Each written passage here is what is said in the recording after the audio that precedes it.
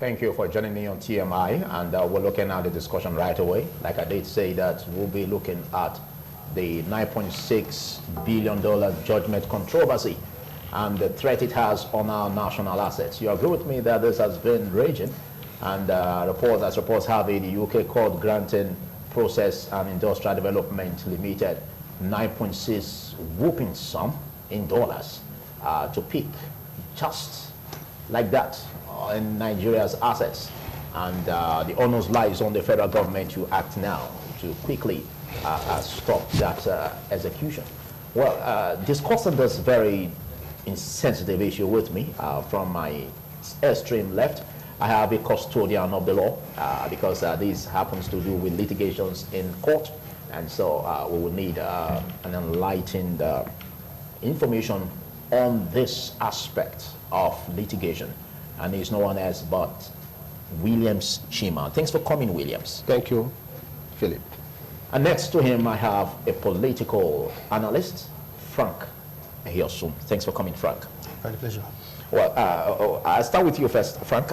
Looking at the raging controversy and the whooping sum, $9.6 billion. I think that's not a sum to joke with.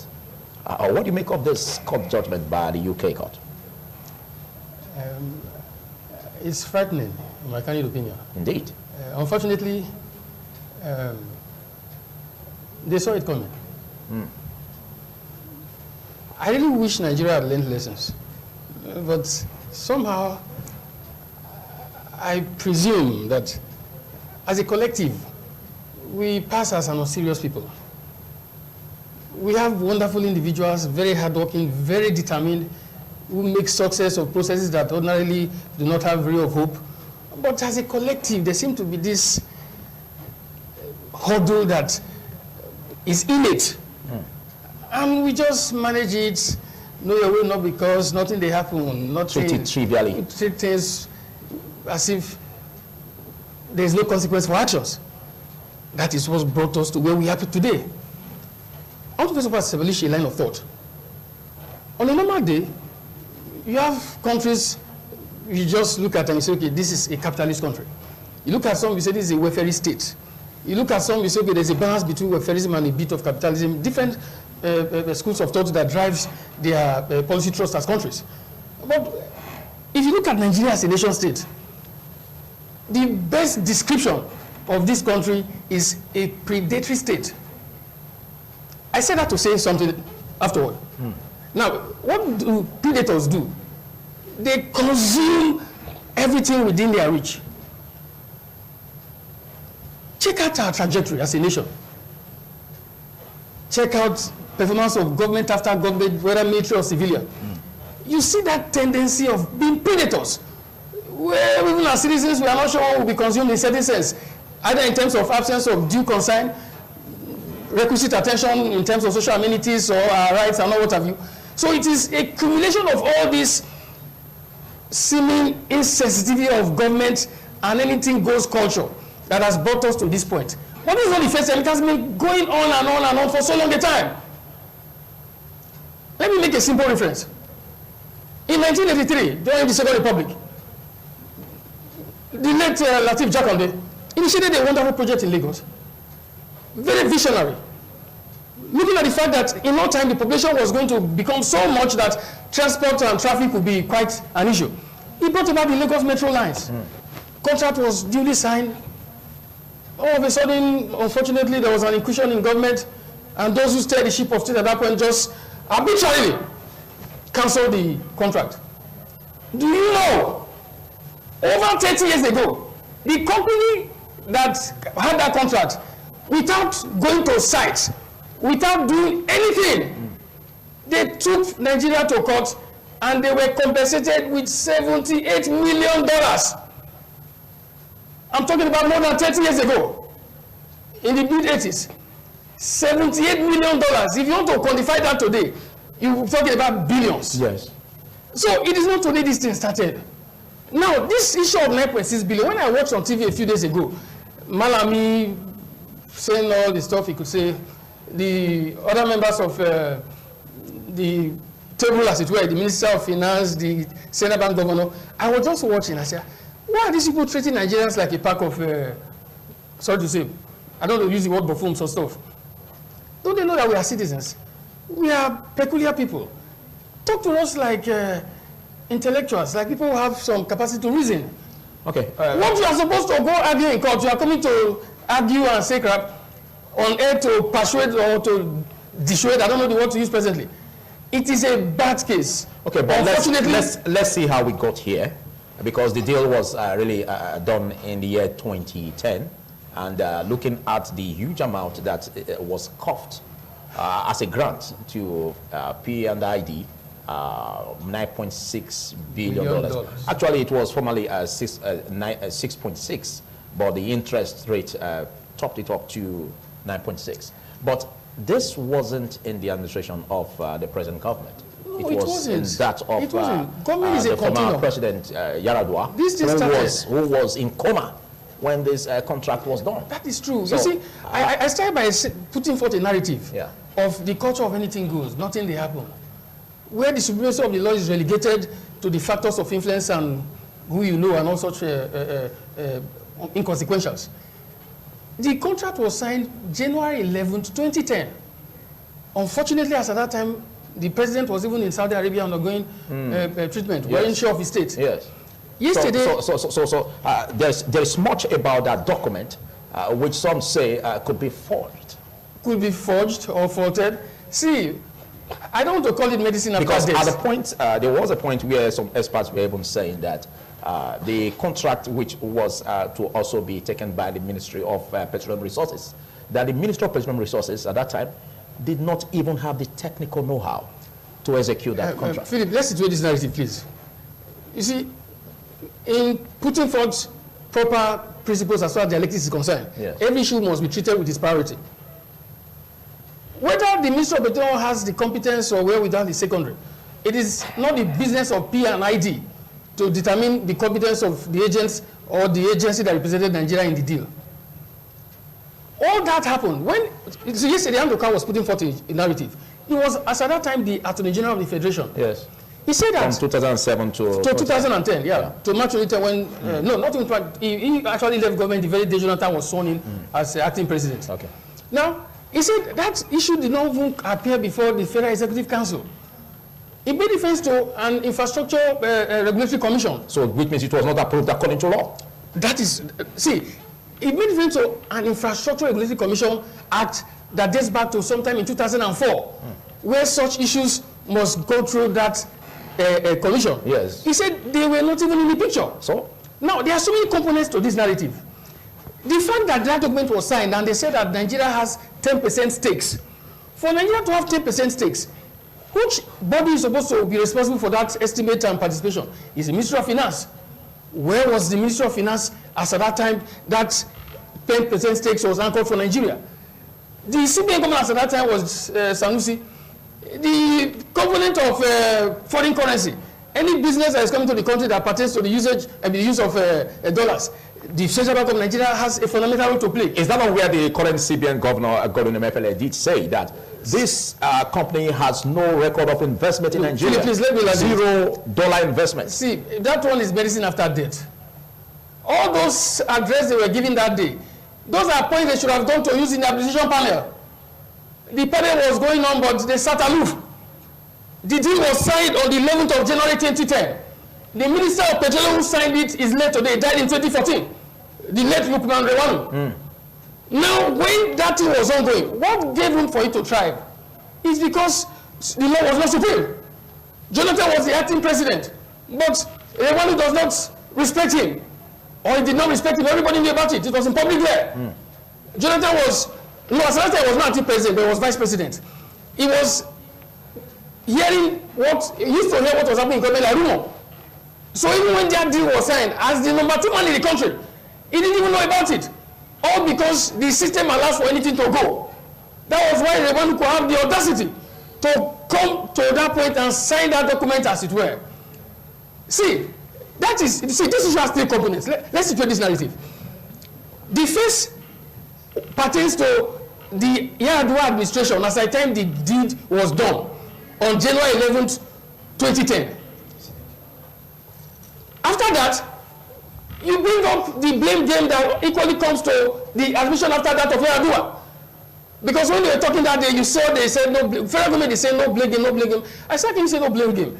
You must situate the narrative the way it is. Everybody must be properly addressed so that justice can take its course. That it happened, unfortunately, that they did without due respect to the president or acting president, as it were, then Jonathan, that they didn't bring it to the National Executive Council is bad enough. How come for 2 years, between 2010 and 2012, when they went to arbitration, the government of Goodluck Jonathan, with a sound in quotes, Attorney General, did not look at the deal, did not bother to consider it. For 2 years, nobody paid attention to it. The usual Nigerian syndrome. Nothing they happened, we're in charge. Until those guys went to arbitration panel. Now, the document they took, that deal that was signed, they didn't bother to look at it. If you look at the document, it speaks for itself. There are specific clauses that captures Nigerians' role in the deal. So they saw it coming. It went further to the time of Malami. Yeah. Okay, so as of 2012, the judgment they got was actually judgments that pertain to these people are entitled to damages. That was like what was reached. There wasn't, the quantum component was not determined as at that time. Between 2012 and 2015, when the issue of the quantum component, when the damage was going to be properly put in perspective, estimated with requisite interest, what did Nigerian government do? Okay, well, the visuals you just saw was that where the civil society organizations were really protesting against this court order by the UK court and the need for everyone, stakeholders, even the British firm to place itself under check, because this could also be issues of scammers, like what some said, because there is no record of investment, like what the CBN governor said, William Chima, and bringing that into cognizance, don't you think that should also be taken a good look at by the finest lawyers we have in Nigeria? Well, thank you, Philip. You know, like my brother has said, one of the bad instances that has brought us to where we are is the issue of nothing that happened. But let's put that aside and let's look at strictly law. Okay? A contract was entered into with terms and conditions, and there was an alleged breach of the terms of that contract and repudiation of the entire contract, which led to this whole process. But I think, as a lawyer, when you envisage as a nation, perhaps this could be the reason why the I don't care attitude came in, but was not properly handled. Yes. This type of matter, where there are a lot of suspicion of foul play, because we must situate it properly. You entered into a contract to build. It was not to train. It was to build facilities. And the federal government, on their own part, was to supply the gas. To pipe the gas to that facility. P&ID was to build and run it. And you have not built anything. Okay? You've not even gotten the land according to P&ID. They were not even given the land where to build. And all of a sudden, contract repudiation, because of course we should know that, yes, I agree, government is a continuum, but some government will look at what others have done, the predecessor government has done. It is not everything that a predecessor government, entered into that the successor government is obliged to carry along. Let's be clear about that. But now, looking at the contract, because a point where they were to build, but you made reference to the fact that they were to be given an allocation of land to build. Yes. Which probably the federal government failed in that. Now, let's get it. Did P&ID visit Nigeria and visited site? No, I am not sure that happened. We don't have records of that. Okay, we don't have records of that. But the records we have is because that if you look the at their deal first was claim, no. If you look at their first claim was that they spent $40 million prior to get the agreement, up. Okay. And that was the first claim that they were making demands for. $40 million that they spent preparatory to the contract. So the question will be... That's what the Irish firm yes. is putting up. Yes. And then how do you reconcile that with the statement of the CBN governor that there was zero investment? Now, I am coming to that because, first, a company integrity matters a lot in this type of homunculus business. Okay? Because P&ID is a company that was registered in 2006.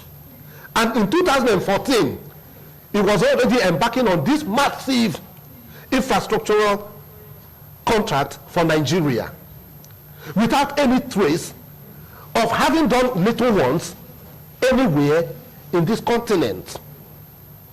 Okay, not only in Nigeria, in this continent. Okay, but so what was their portfolio? Yes. So in all of this, you suspect that there's a conflict. In all of this, is that what you suspect? I will advise the federal government of Nigeria. Before we come to advice. Yes. Because do you suspect a foul play that from the beginning?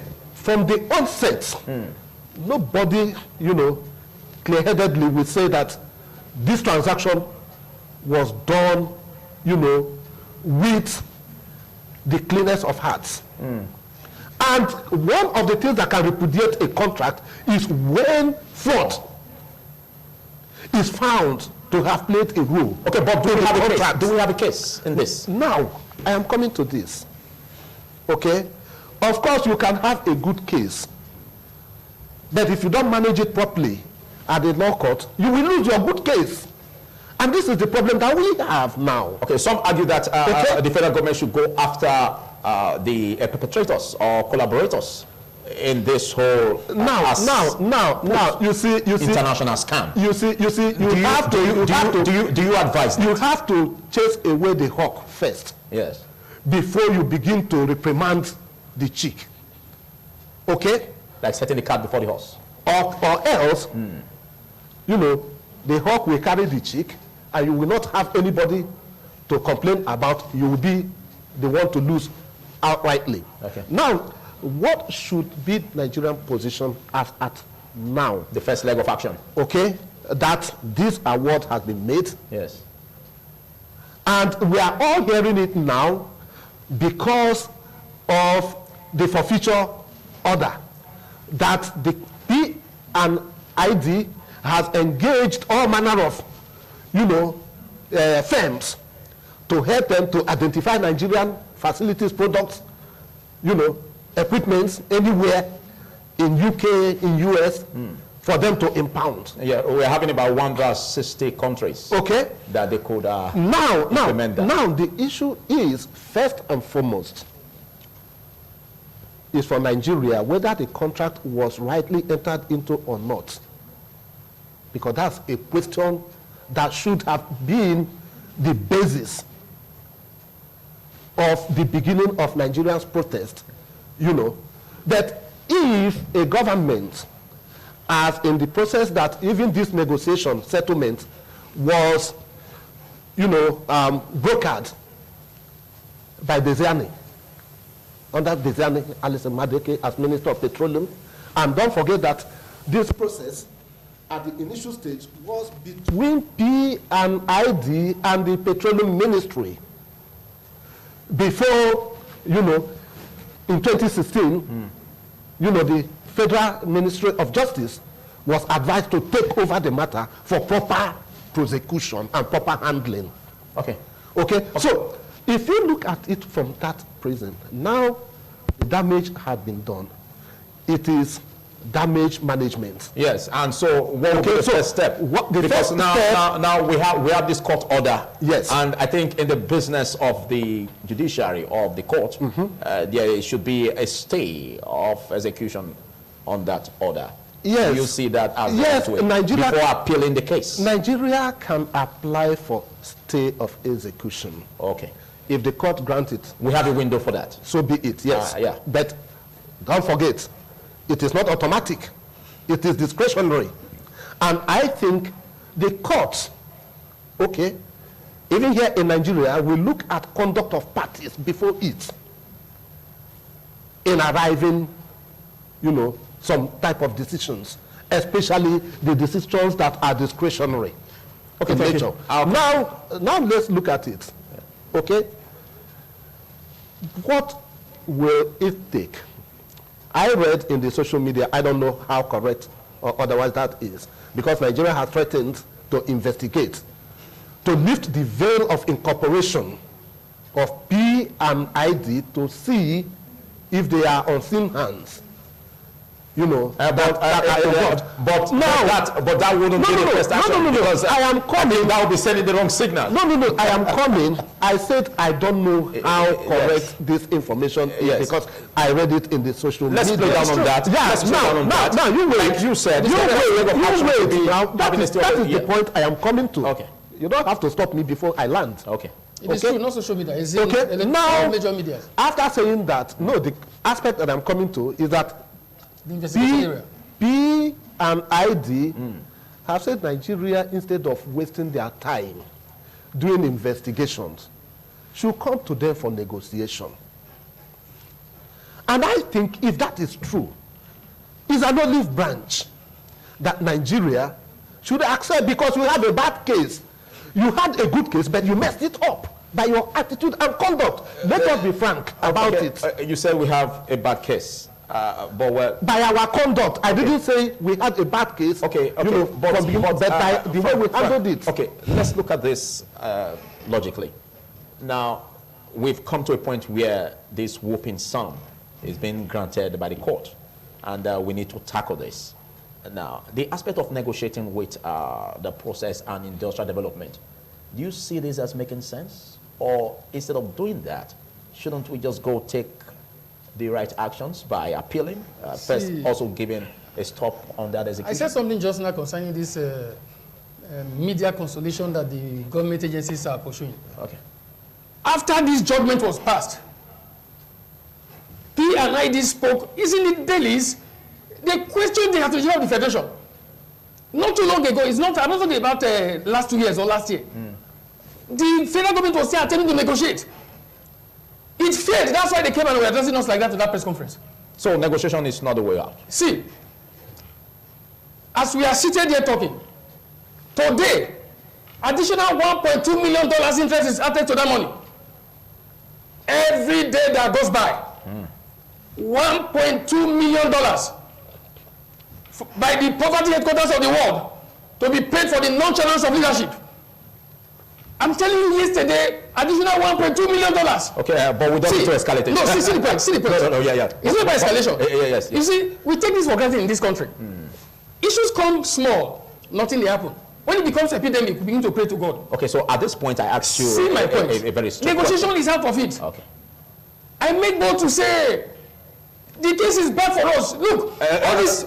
If you say negotiation is out of it, do we have the age? Do you know why I say the question is out of it? In The appealing question this is out case? of it because it now seems like the Yemeni knife is being given over to a man that did nothing and wants to reap abundantly. All those legal stuff that Lene Baisa was talking about is wonderful, but those are arguments for the court. If the people that went to represent us, why didn't they attribute that case? Do you know that even when the federal government enter a standstill agreement to buy time to, as in appeal, the window of opportunity to do that was 60 days. Malami, the Attorney General, who took over this arbitration, the handling of the arbitration on June 24, 2016, 60 days passed. They didn't do anything. Go on, look, the party that passed that judgment, they passed the judgment looking at Nigeria with scorn. Yeah. First of all, let's address this issue. It's a 3-man arbitration panel. There are 2 white men and 1 black man. One Nigerian, not black man. Nigerian, not just Nigerian. Referring to Former Attorney General of Nigeria, Bayo Ojo. Yeah. If these people are consoling us, Malami and all the others are saying that they will do this, they will do that, Go and read the minority judgment that Bayo gave. Bayo admitted that Nigeria is guilty. Yes. He only said that P and ID do not deserve that long-term compensation. Well, I think a lot will not agree with you, because if we are to come back to that contract, in 2009, some part of that contract was with Bakassi. And Bakassi was with Cameroon. So how will the Nigerian government be deciding on a case that is outside its sovereignty? Philip, please, let's make sense of this. Let's not proceed in making scorn of standard procedures. The court that passed that judgment is a court of international reputation. Right now, countries all over the world are looking at Nigeria, even investors. And these are serious people. See, even... But shouldn't that be put into consideration? Into consideration? The contract which Bakassi had? If we're serious people... Which part of Bakassi was with? Philip, hold on. See, yes. Bakassi is secondary. I come to meet you. I say, look, if you provide me 2 vehicles by Tuesday, by Thursday, I'm going to give you a plot of land. We sign an agreement. And in the agreement, you sign that if you breach it, this is how there will be consequence. If on Tuesday you don't provide the 2 vehicles, whether I do my part is secondary. Because you say to the consequences that will come when you do not do your own. Okay. That is what we are talking about here. Okay, so you can say that is an act of poor arbitration. It's not poor arbitration, it's poor agreement. When people go to sign agreement without thinking of the consequence, when people go to sign agreement without the competence to sign the agreement, what is the business of PID with whether Ajax has the gas to provide? Supply. The people that signed the agreement, they signed it saying that OML 123 and 67. Yeah. Run by Ajax Petroleum, we're going to provide the gas. They will start with 150 million cubic meters per day. Over a period of time, it will increase to 400 million. And experts have said that there is no such provision in those OML talked about. But what is the business of PID? As a country, are we not supposed to be the ones to do due diligence? My brother, they say, "Boo before the man will chop." PID, they are celebrating. Do you know that immediately PID in 2012 got that preliminary judgment to the extent that they are entitled to damages before the quantum component was introduced from 2015 when that judgment was in view. Hedge fund in America, I can't remember the name of the hedge fund. They quickly came to buy into BRID. Yeah. That hedge fund has a history. They are looking for areas where there are bad debts, where money can come from, where you have some foolish people who go into agreement without thinking of the consequence. When some experts saw that that hedge fund came to buy into it, they say, hey, Nigeria has entered one chance. But our leaders are gallivanting, speaking English and making a mess of citizens. Thank you. See, first of all, if judgment to take its course. There are 3 sides to this argument. Those who signed the deal, what is the consequence that is being meted out to them? Those who, as at the time the arbitration panel took place, they sent the representative. The Minister of Petroleum, they had people who went over in 2012 to that arbitration panel. I read some of the provisions of the clause of the agreement. When I read it, I say, I'm not a lawyer, but I want to sign this crap, and people send on behalf of the nation. Now, Jonathan was acting president, he became president. What did they do? There was a Ministry of Justice. What action did they take? Okay, for now we could be seen from a distance. I want to learn because like what you said about our leaders gallivanting, I think you should strike that statement. That is the second part. Because uneasy, they say, Philip, I said there are 3 parts. We can't really decide it here. No, we're not deciding, but we are just talking. We are educating ourselves. But we can't run there are 3 parts to this liability. We can't run an overview and place a tag on the leaders. We are not placing a tag on leaders. We are placing the narratives in due perspective. I said there are 3 parts to this liability issue. I talked about the time it was signed in 2010, July 11th. Somebody took over from that. Government is a continuum. Somebody took over. It went to arbitration panel. Within that period between 2010 and 2012, what action did they do? There was time in all these arguments we are talking about. Those who went to argue before the arbitration panel would have said PID is not serious. All right, thank you. I'll come back to you. Well, in case you're just joining us, as TMI Tuesday, and we are on the $9.6 billion controversy, judgment controversy, and the threat it has on our national assets. And I've been having a chat with Frank Ehiosun, a political analyst, and of course, a custodian of the law, who is no one else but Williams Chima. And let's look at the way forward, because basically that's the essence of this program, to look at the way forward on how to tackle these issues. Because even on today's headlines, we still have it that in France, we risk to also be fined with about 2.3 billion US dollars. This is coming from an hydroelectrical power project in France, the Mambila project. And this also is the alleged breach of contract by the federal government. And if that adds to what we have here, that's quite a huge sum. Now, back to you, Williams Chima. There seems to be poor arbitration. Because if you look at it, 20% of our foreign assets risk to be taken. And some say that in the course of, like what Frank said, that at the point of agreement, the terms of conditions, shouldn't it be also that if at all there are disputes, it should be settled in the soil of the country and not outside the country? Shouldn't those laws rule over these agreements? Well, Philip, you see, I am here to look at solutions, because the problem, we already know them. Yes, but in this aspect of reforms concerning the agreement policies, shouldn't that also be part of it for in subsequent times? On that, we having such issues. On that, there is no problem with that. Okay. Okay? It is where you agree that an arbitration should happen, that it will happen.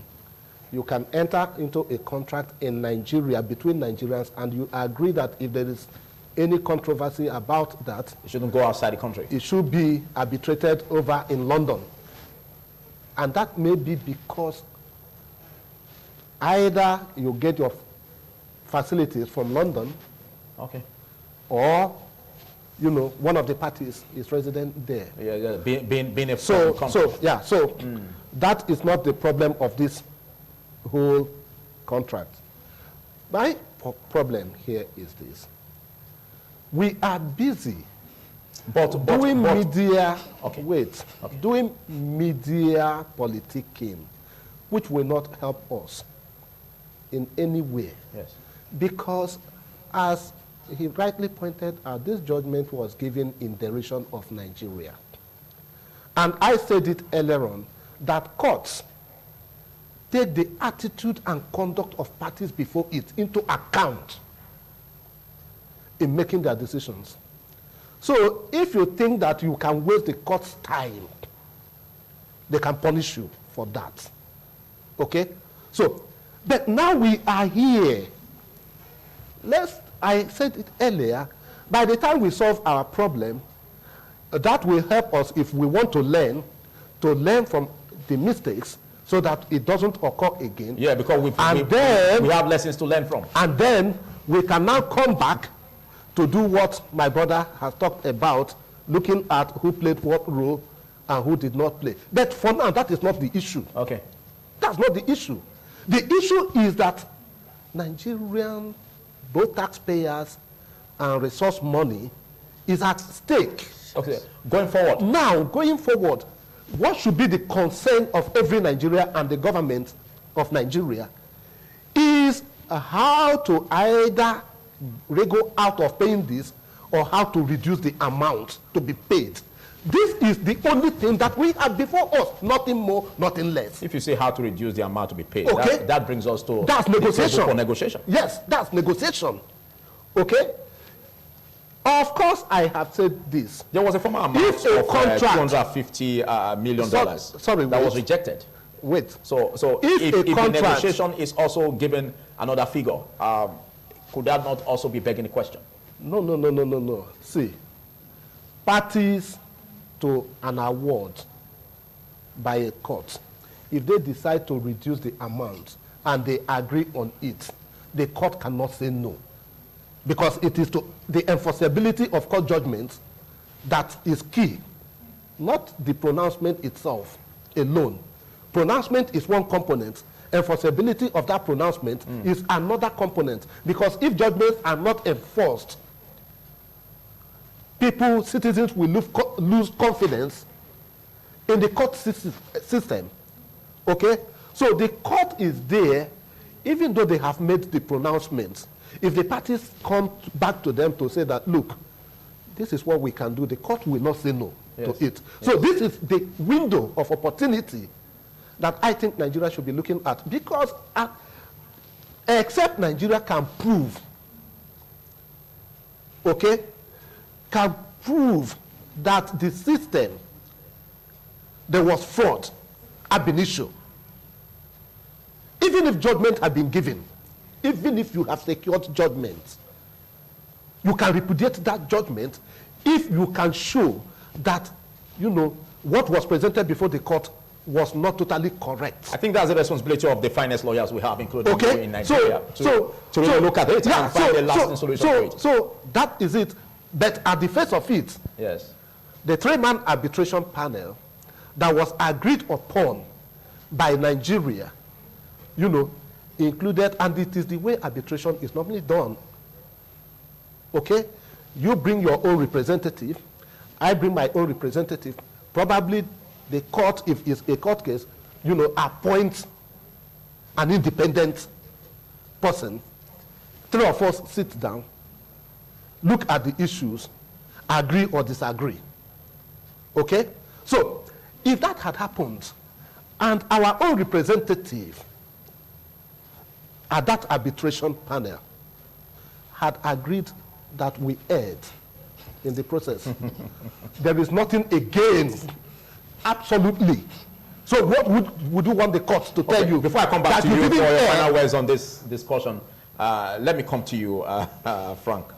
Now, we have 20% of our foreign reserves. So before you talk about the 20%, I want to correct an what is the implication, do you think all of this? The London you were questioning just now, when this social media stuff. Yes. I said maybe people should bother to go and peruse the clause, the document. In the document, the venue for arbitration, the only venue that was written was London. They now went for to say that any other place that will be agreed upon. That was why it was taken as London. We signed the agreement that it was going to be arbitrated in London. Secondly, the issue of $250 million. There was never an agreement for $250 million. It was our own representative. We are members of the convention. That was our own suggestion. We are members of the convention. No, I'm saying that. Okay. It was Bayo Ojo. Who made that suggestion? Who made it, not suggestion, it was his own minority judgment. Yes. That those people should be compensated for about 2-3 years or thereabout, not 20 years. So it's not calculated his own and say it should be $250 million. But those people of their own accord, P and IB, by themselves came to meet Jonathan on the 3rd of May 2015. That look, just give us $850 million. Asking price. Nigeria could have said, oh no, don't worry, let's bring it up to $400 million. Jonathan felt that he had barely 3 weeks to leave government. I wonder why he took that decision, but maybe it's normal that the next administration would handle it. That's why it was passed over to the Buhari administration in that 2015. Yeah. $850 million have been negotiated. They may have collected even $400 or $200 million at that time. We didn't do that. It is now we are now coming to arbitration. See, let's situate this $9.6 million. It is over 32% of our 2019 budget, inclusive of deficit. I'm talking about we want to go and borrow over 2 trillion naira to assist the budget to find fulfillment. This money that we want to give somebody as a woof is more than the money we want to go and start borrowing from different parts of the world. So what should we do? It is, they say it is 20%. What are the implications? What should we do? Implications? If you want to imagine implications, I've imagined it from the standpoint of when the Minister of Finance spoke on it for the first time. She spoke in awe that if this money leaves the economy. Are we back in recession? Recession is not the word to describe it. You can go and read her statement. $9.6 million.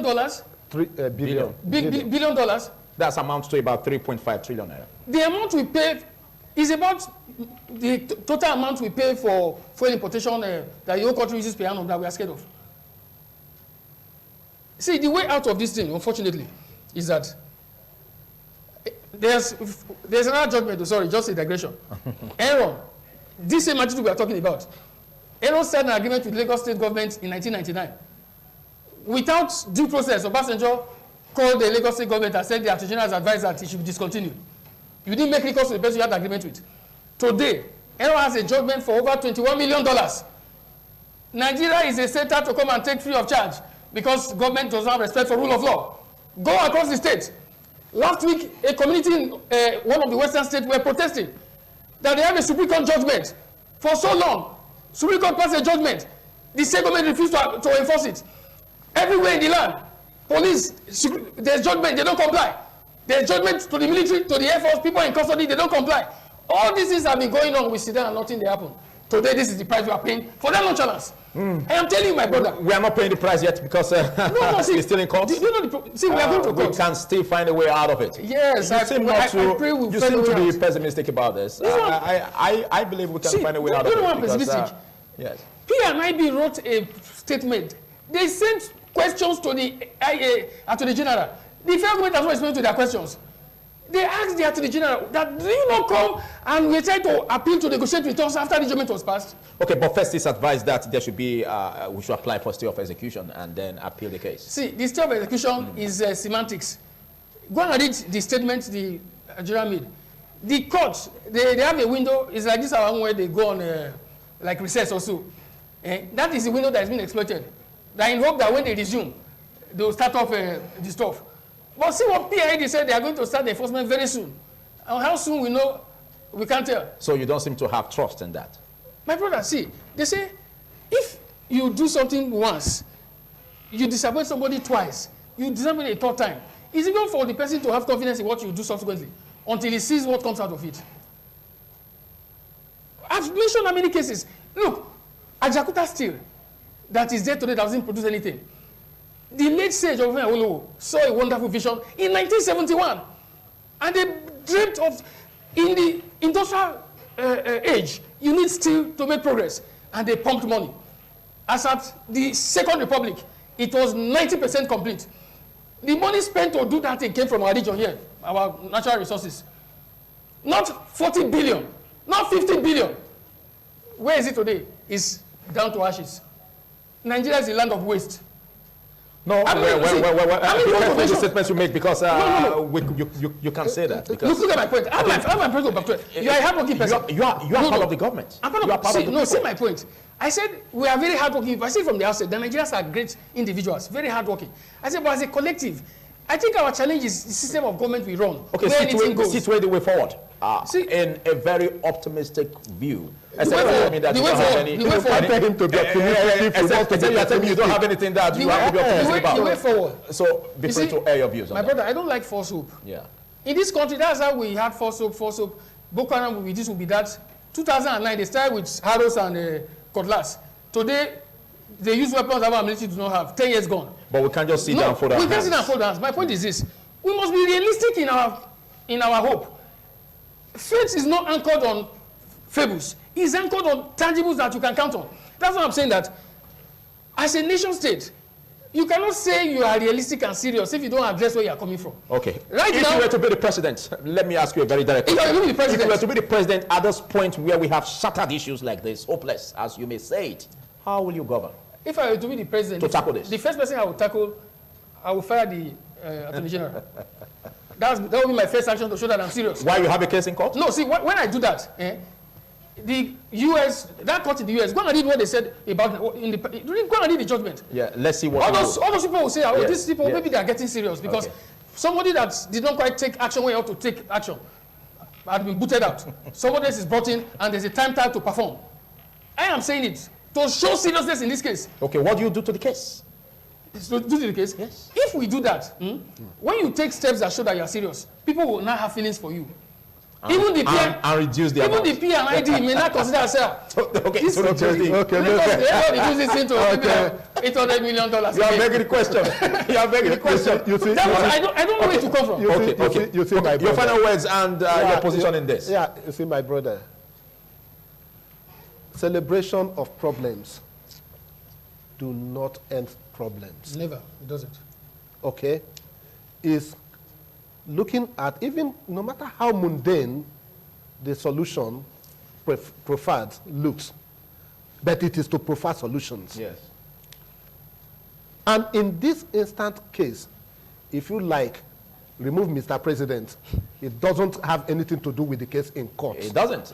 The case is okay, still there. So the issue of who to sack, will you go and resurrect the people that signed the contract that are already I think dead? we are still at the point where what decision will you take? So that doesn't sound. Let's come to your court. Let's come to your court. The if decision, you were to be the president, what will you do? Decision, yes. If I were to be the president, knowing that we have messed up, okay, in this matter, because saying this. But you won't basically agree that. No. Saying this is you as a president honest, and your government has messed up. Being honest will you with agree yourself. basically on that? Now, government is a continuum. Okay. If the person that the process, where the process started, if it was messed up, you cannot come now and say, because I am not the one that signed it, okay, we didn't mess up. You inherited it. You inherited it. You inherit both asset and liability. That's true. Okay? So that is why I said that. So the argument of whether this administration, did anything wrong or right is immaterial.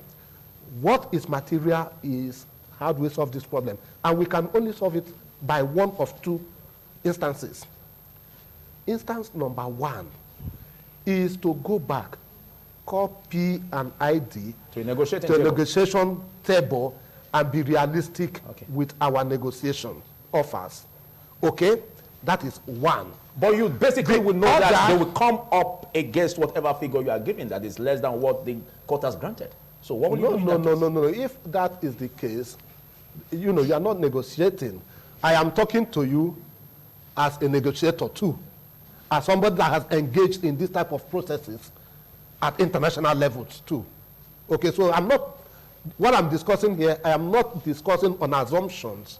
I am discussing on practical realities, what can be done. Okay?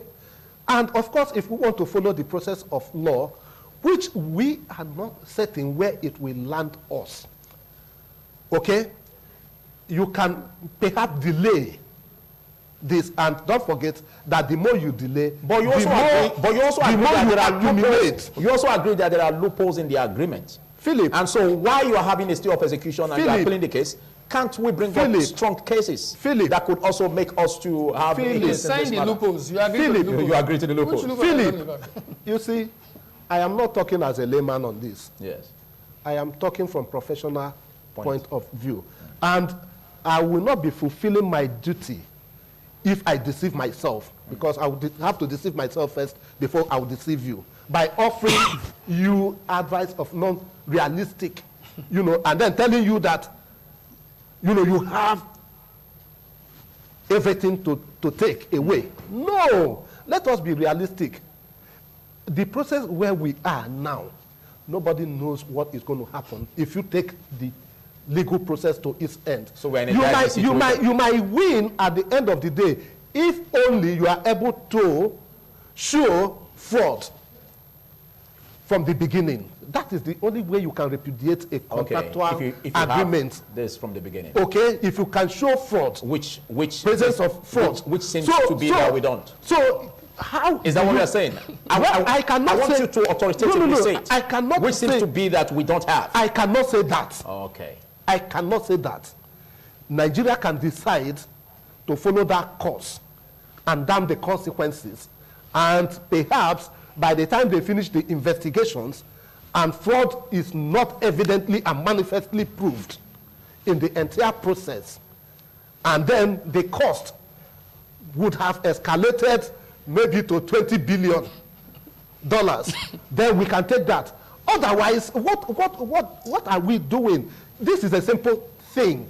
It's elementary. If you have looked at the papers, mind you, all of us that are doing this analysis, we are basing our discussion and our understanding and knowledge of these processes based on media reports. Okay.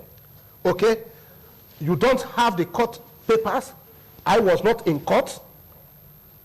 Okay? So, the way it is, and from what is coming out from our government and the company that is involved itself, see, let us not deceive ourselves. Okay, but This company is run by... If push comes to shove, Yeah.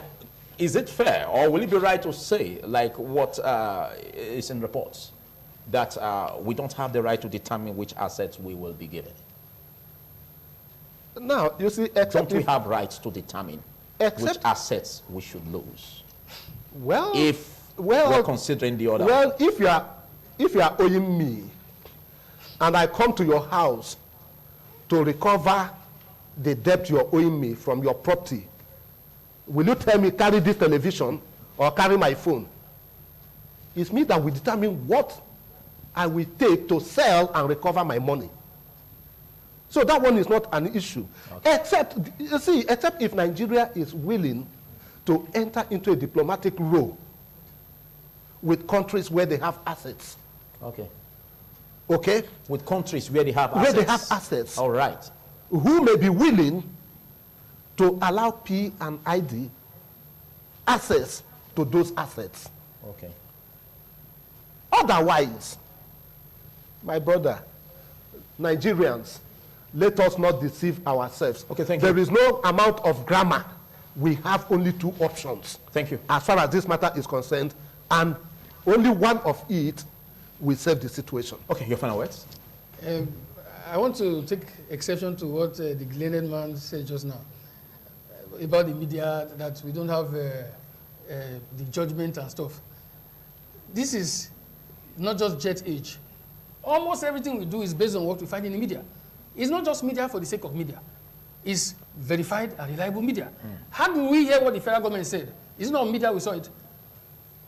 How did I know Buhari is president? Was I there? Did I have evidence to prove it? But what I saw in the media. So the media is so what I'm saying that the media is pivotal. All the judgments, all we hear about, have I seen Donald Trump before? Did I ever see that? Do you know Jesus Christ of Nazareth? Were you in Jerusalem 2,000 years ago? Is it not what we get from the media? So I'm just saying that. But that doesn't mean that you can't see. No. The point here, my brother. That doesn't mean you can't see. No. No, what I'm trying to say is that media can be objective. It can be subjective. No, media, all right, thank you. Because articles in the media is written by human beings. Okay. No, the point is this. Okay, so the point here is this, my brother. If you were in court, what you get. If you were in court, or if you had the documents before you, except if you are telling me that you have accessed, I've accessed it online. you know, those documents, okay, the original copies of those documents, you have accessed them online because what is happening these days, that people can, you know, culture documents and put up anything. Now, that is not even the point.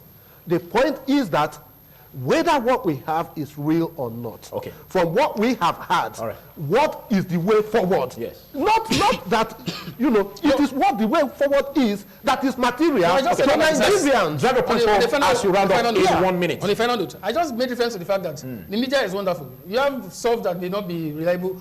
Something from ITV, for example, why would I doubt it? I watch a news, it's from the media. That's why I'm not saying what you said was wrong, I'm just saying something by the side. Now, in my opinion, I support what you affirmed just now, that negotiation is still the way out. My prayer and wish is that in this attempt at negotiation, the federal government should be realistic. This deceit of no blame game should be put aside. All the issues should be put in perspective. Because if you want to go and negotiate, you must come and negotiate as somebody who is serious. Because if you are coming to negotiate and you are coming the way you had a 4 months, arbitration was going on, people did not appear, argument you didn't go to put forth, that the company is not coming, you didn't go to put it forth. You're talking about negotiation, but you forget the fact that we have unions even within the country that have negotiations with the president, with the presidency. And then there are still issues of 2010 agreement that has not been attended to. So if you what are you if you break that on board, what are you talking about? Saying there's no hope. No. No, but see, in my opinion, the greatest lesson I wish you could learn is to ensure the supremacy of the law. That is it. No matter whose ox is gone. That is it. Who are you? President? Legislature? Whoever you are. All right. What makes for a modern nation state and the guarantee of the survival of humanity is the supremacy of the rule of law. Yeah. Anything less than that is taking us this way we are going now. Thank you, Williams Chima. Thank you, Frank Ihiosun, for coming. Thank you. Well, I think we have to pause it and to stop at this level, but we just hope that a lot that the federal government will have to do. We've placed our fingers on fire and we got burnt. And so there are lessons when we get burnt, and we just only hope that with these lessons we've had, we should save our assets subsequently from being depleted by all of these issues, or what we call poor negotiation, poor arbitration. Well, this is what we call it a wrap on the discussion segment. Don't forget, it's still TMI. I'm Philip Omo Gupon.